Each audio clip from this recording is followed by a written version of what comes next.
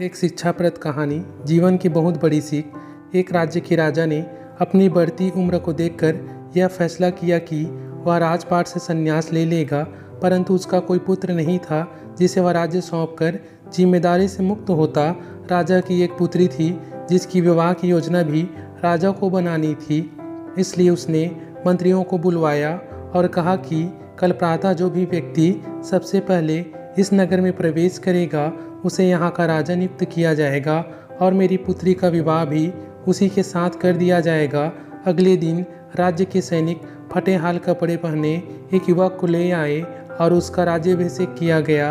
राजा अपनी पुत्री का विवाह उस युवक के साथ करके जिम्मेदारियों को सौंपकर स्वयं वन प्रस्थान कर गए।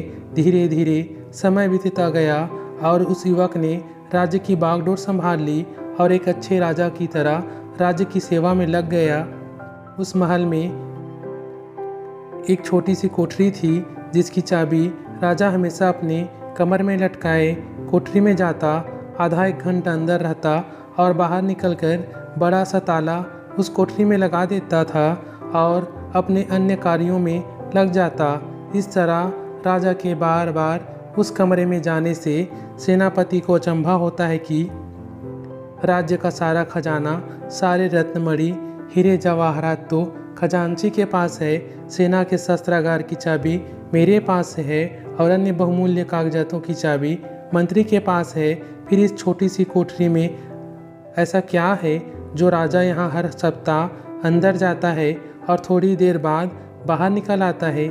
सेनापति से रहा नहीं गया, उसने हिम्मत करके राजा से पूछा कि राजन, यदि आप क्षमा करें तो यह बताइए कि उस कमरे में ऐसी कौन सी वस्तु है जिसकी सुरक्षा की आपको इतनी फिक्र है।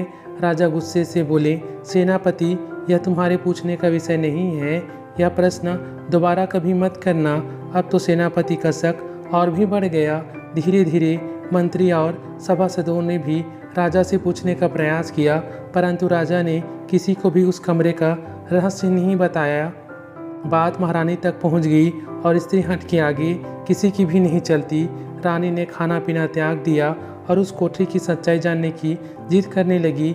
आखिरकार विवश होकर राजा सेनापति व अन्य सभासदों को लेकर कोठरी के पास गया और दरवाज़ा खोला। जब कमरे का दरवाज़ा खुला तो अंदर कुछ भी नहीं था सिवाय एक फटे हुए कपड़े के जो दीवार की खूंटी पर लटका था। मंत्री ने पूछा कि महाराज, यहाँ तो कुछ भी नहीं है। राजा ने उस फटे कपड़े को अपने हाथ में लेते हुए उदास स्वर में कहा कि यही तो है मेरा सब कुछ।